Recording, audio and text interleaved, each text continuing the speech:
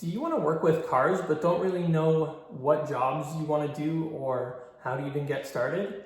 Hi, my name is Jeremy and I've been in the automotive industry most of my career, starting in about 2012.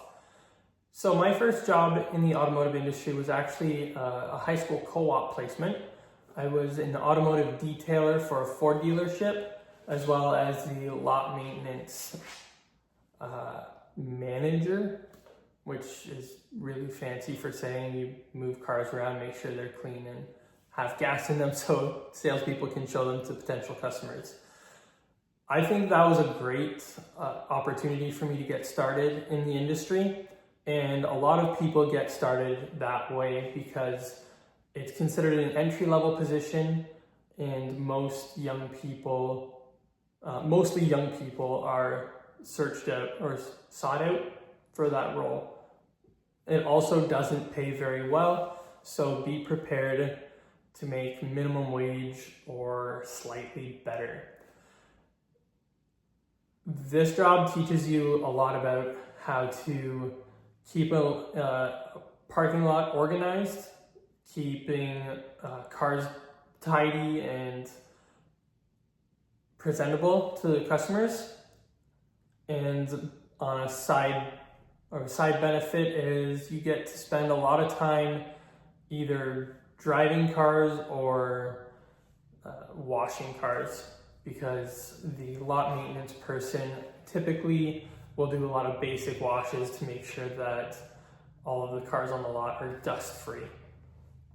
Depending on where you live, this could be a bigger job than in other places. For instance, the Ford dealership that I worked at was surrounded by fields, so whenever the farmers were out plowing, all the cars would get covered in dust. So you have to make sure that you were out there regularly, making sure that all the cars were washed.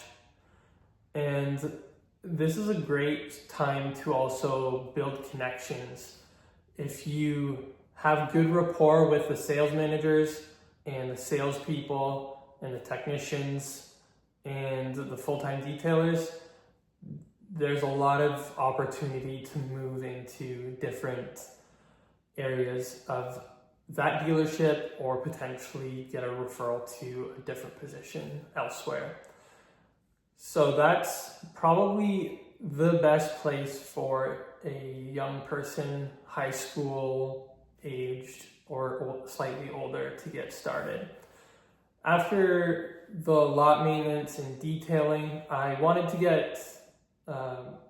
try my hand at sales. I just couldn't get that opportunity at the Ford dealership.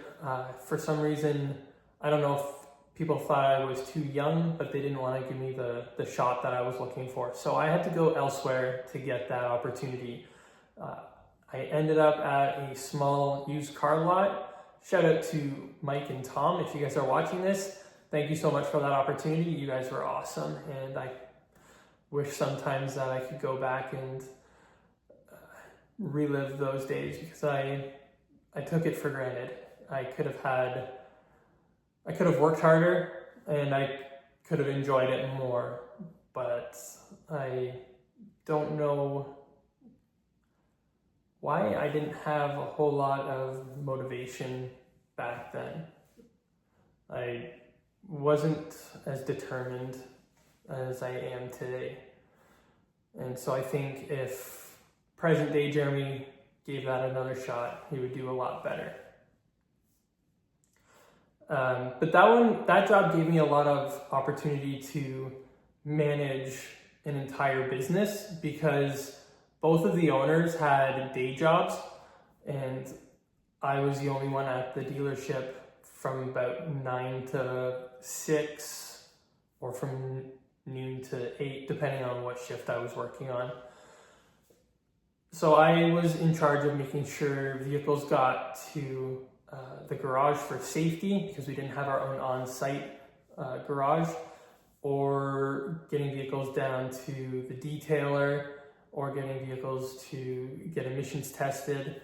I also made sure all of the paperwork for cars coming in and cars being sold was taken care of properly at the Service Ontario building. So those were my logistics jobs during that time.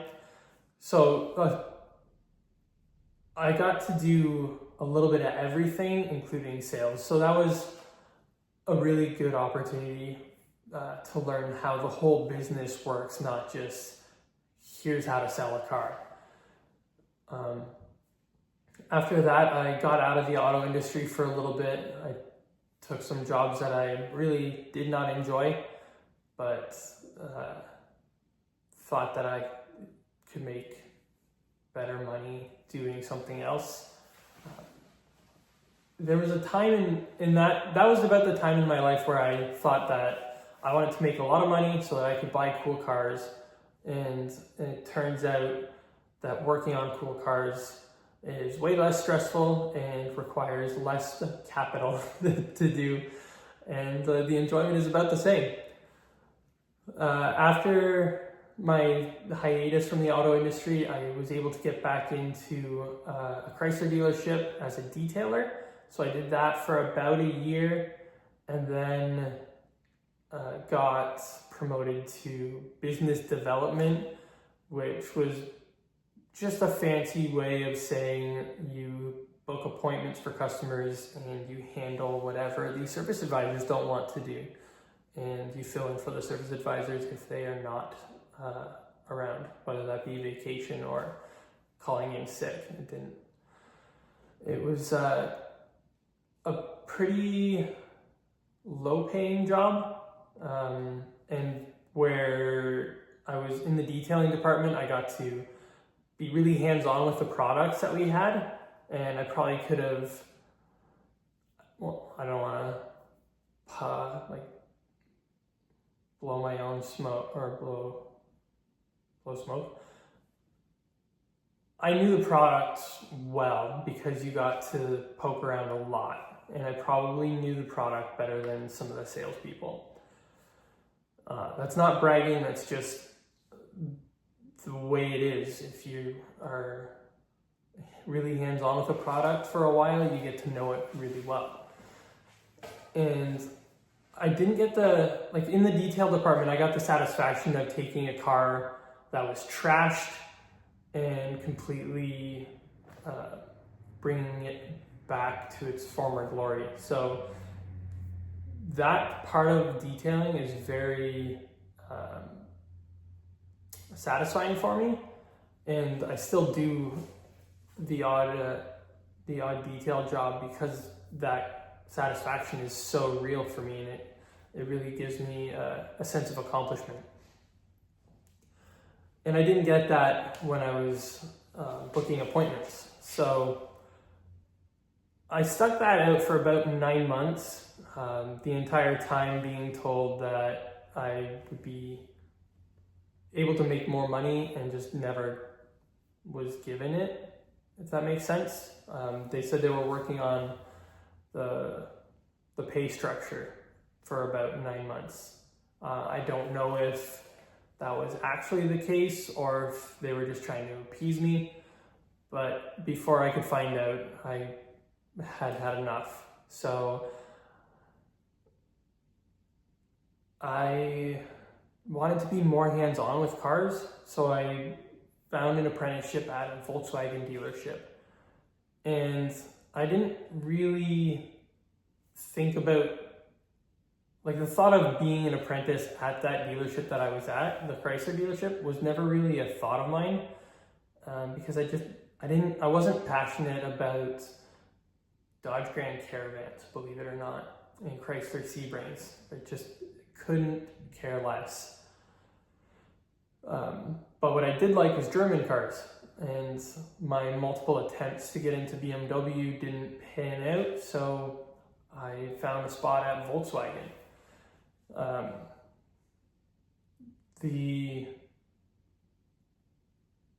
The auto repair industry is kind of where I think I fit in the best, because I kind of get that satisfaction of reconditioning a vehicle, but in a whole new way. There's something satisfying about a car that has brake pulsation or wheel bearing making a ton of noise, or something. Just when you get to take a car that's not functioning properly, diagnose it, repair it, and you go for that road test and everything works well, it's a really good feeling, and I kind of get a high off of that. Now, when you go and road test a car and it's not fixed and you have to think, what did I do wrong? That's not so much fun, but those days are becoming fewer as I get more experience. I'm not by any means a master technician. I just enjoy what I do. So if you're looking at getting into this industry, the options are pretty much limitless. Whether you want to be customer driven or whether you are customer driven, relationship driven, you could do service advisor, you could do sales or financing. It all depends on your personality, what drives you, and what do you enjoy. If you want to get your feet wet, detailing, lot management, great place to start. And if you have mechanical knowledge, but you don't necessarily want to work on cars, then the parts department might be a good spot for you. There's minimal customer face-to-face interactions. There are some, but most of a parts department's interactions are with other businesses or with the other technicians and over the phone with customers. Not to say you won't talk to customers face-to-face, B2C. It's just the majority of the work that a parts department does is internal and for other businesses. There are also part-time / retired, semi-retired roles that you could have. The really popular path for retirees in not just the auto industry, but other industries in general, is kind of like a shuttle driver. So you could either be giving customers rides back to their office or back to their home when they drop their vehicle off for service, or you could be picking customers' cars up for them. A lot of people are really busy and don't necessarily have an hour, 2 hours in the morning to bring their vehicle in for service. So a lot of them will request a loaner. So a person will take a loaner from the dealership, drive it to the customer, swap keys, drive the customer's car back for service, and then repeat when the vehicle is ready to go back to the customer. So there's a lot of opportunities and a lot of different options depending on what stage of life you're in and what your desires are and what motivates you.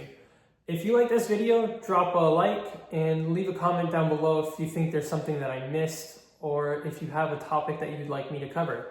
And please consider subscribing so that you get notified for the next videos I make. Thank you so much for watching and have a great day.